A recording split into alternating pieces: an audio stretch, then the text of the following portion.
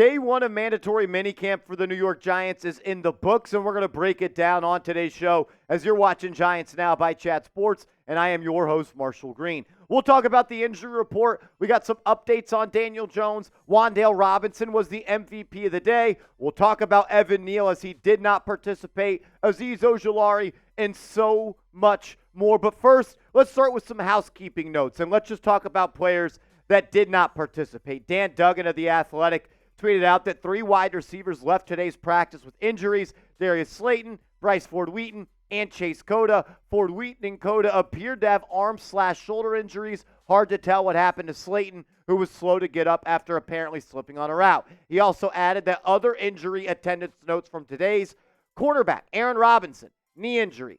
Cornerback Trey Hawkins, not sure, were not spotted at practice. Gunnar Olszewski has a foot and ankle he's dealing with. We know of that. We do not know the injury for Jack Stoll, and offensive lineman Evan Neal ankle came out to the field during practice and watched. Wide receiver Isaiah McKenzie, not sure what he's dealing with. Timmy Horns dealing with a knee. Benton Whitley, a foot/ankle. Unsure with Micah McFadden, as well as Isaiah Simmons, Stanley Thomas Oliver, and Gervarius Owens. Those players were all on the side with trainers. The Giants, they also worked out 4 players, or they're really having players work out on a tryout basis at minicamp.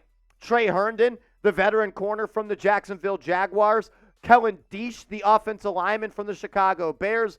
Noah Togia, the tight end from the Arizona Cardinals. And then a UDFA, a tight end out of Mississippi State, Geor'quarius Spivey. Shout out to Big Gio. I tried my best, my man. Shout out to you. I hope that you're in a roster spot on this team.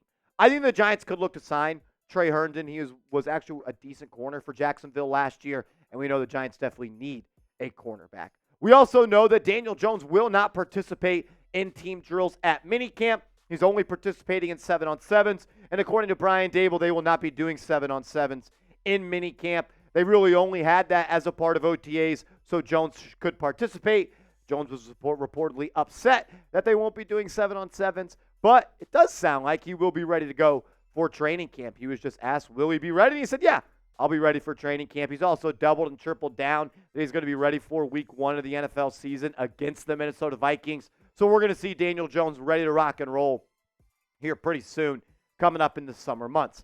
Dan Salomone, who works for Giants.com, said Daniel Jones said the knee feels really good. He's feeling sharper and cleaner with his cuts. I expect to be ready to go first day of training camps. That's good news for Daniel Jones. Not such good news, though, for Evan Neal. This is what Dan Duggan had to say, quote, Daboll said right tackle Evan Neal won't participate in minicamp. Daboll said they've backed off Neal, who underwent ankle surgery in early January. We haven't seen Neal take any team reps this spring. Unclear if Neal suffered a setback to prompt the backing off from doing the position drills we saw him do earlier this spring.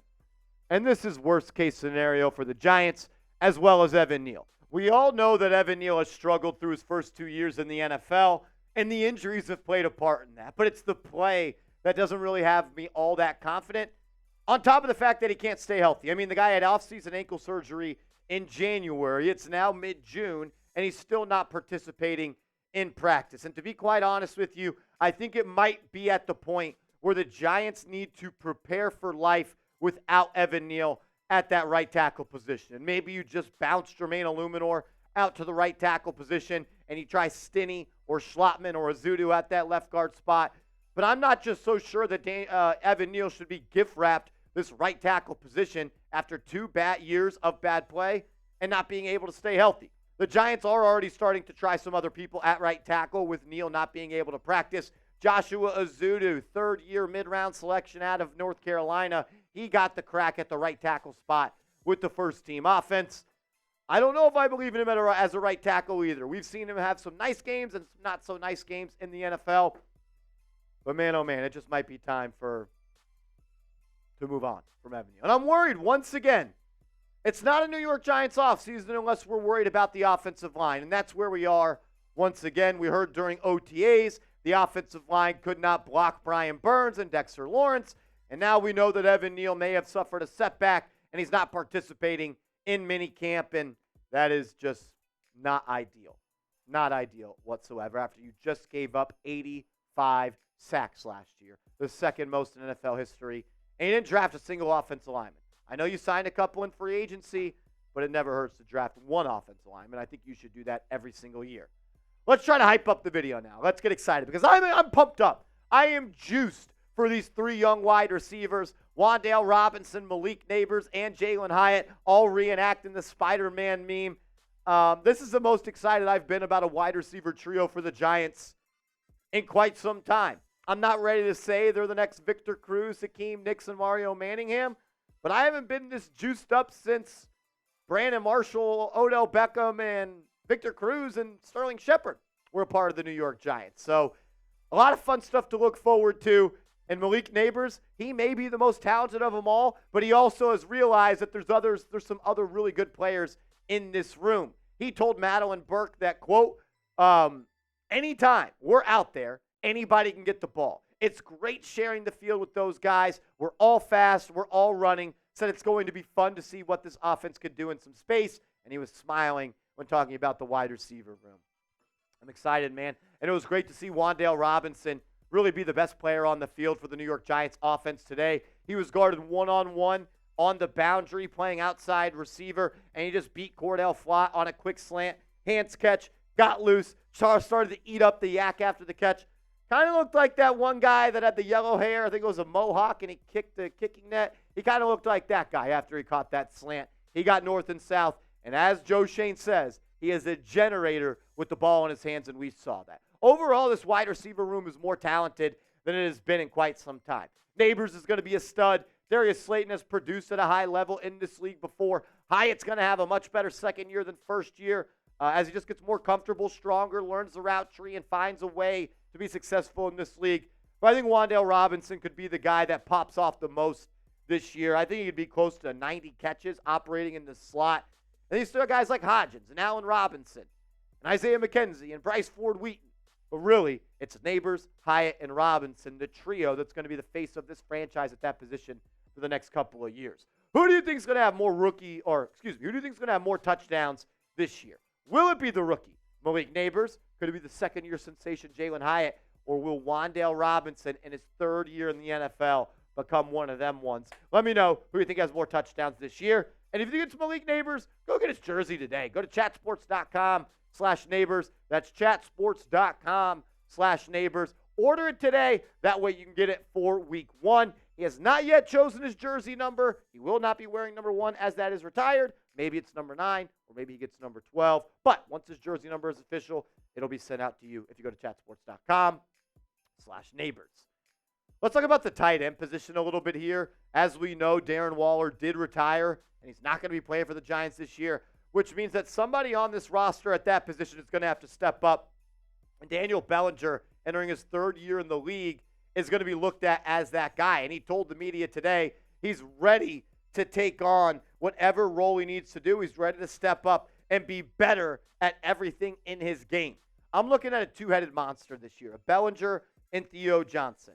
Kind of that yin and yang, because they are such different players. Bellinger, more of your possession, physical after the catch, and more inline blocking tight end, where Theo Johnson follows a mold that is similar to Darren Waller. Can stretch out outside, can play in the slot, can attack the seam vertically, and has multiple routes on his tree. But it's Bellinger that's going to get the first crack at it, and I'm excited to see what he could do with more of an opportunity. We saw in his rookie year he had some really good moments. 30 catches, almost 270 yards, had those 2 touchdowns, and he was a solid blocker as well. Kind of had his rookie season derailed, though, because of that nasty face injury. And then in the second year, playing behind Darren Waller, he just didn't get the opportunities that he really needed or probably wanted to reach the level of play that he thinks he can be. I also love that Theo Johnson at practice today caught a touchdown from Tommy DeVito. I thought it was interesting. Dan Duggan noted that Daniel Bellinger did not participate in team drills. He didn't know what the reason was for that, except for the fact that maybe they're trying to get Theo Johnson some more looks. I thought that was interesting. I'll try to find out some more information on that. But I'm good with Theo getting a lot of looks because I think he could be a special player his rookie season. Some quick takeaways from practice. Wan'Dale Robinson, we talked about it. He was the MVP of the day. He had 5 catches in team drills. Really expecting him to burst onto the scene and take a leap entering year 3. Brian Daboll was once again calling plays for the New York Giants. I think that's going to stick into the regular season. It has been Mike Kafka the last 2 years, but Daboll knows it's now. Now is the time for him to do it. Entering year 3, seat's getting a little bit hotter. Daboll's got to call the plays. It sounds like he will do that. Rookie Dru Phillips, the slot corner from Kentucky, has been working with the second-team defense in the slot, and he picked off Tommy Cutlett's Tommy DeVito. Phillips looked good today. And Azeez Ojulari, he did not participate in team drills. I think this could be a little bit of a load management situation for the New York Giants, as Ojulari has been snake bitten by the injury bug pretty much throughout his entire career. Has a lot of talent, can be productive, but he's got to be on the field, and the Giants are going about it in a way to make sure he's fresh for week 1. The Giants Insider podcast and newspaper did a good job of breaking some stuff down, so I'll just talk about it. Joshua Ezeudu at right tackle with the ones. We broke that down. Darnay Holmes got a lot of reps on the outside, not slot corner. You mentioned Nick McLeod was in the slot with the ones. Wan'Dale had a big play on a slant from Locke. You could check out the highlight on my Twitter at @MarshallGreen_. Dru Phillips, he talked about it as well at an interception. DeVito hooked up with Bryce Ford Wheaton for a touchdown before Bryce left practice with an injury. And then free agent Caleb Hayes had 2 pass breakups, 2 passes defended as well. Darius Slayton collided with a defender running his route and came up slow, went off to the side but appeared to be okay. Chase Cota left on a cart after landing on his shoulder, attempting to catch a deep ball. And Jordan Riley, the second-year player out of – no, I'm blanking on where Jordan Riley went to. I got to figure that out. I want to say Oregon. Why am I doubting myself? I know this. Jordan Riley College. Yes, Oregon. I knew that. The second-year player. He had a strip sack as well. Big man. He's a big man, and I'm a big fan of Jordan Riley. I think he's going to be able to make this roster and make some plays at potentially that DT2 position that needs some talent at it right now next to Dexter Lawrence. Shout out to everybody that made it this far in the video. If you did, comment and reel one down below and give me a follow on social media at @MarshallGreen_ and at @MarshallGreen_ on Instagram and Twitter. I'm running out of words to say, so we're just going to get out of here. We'll see you later.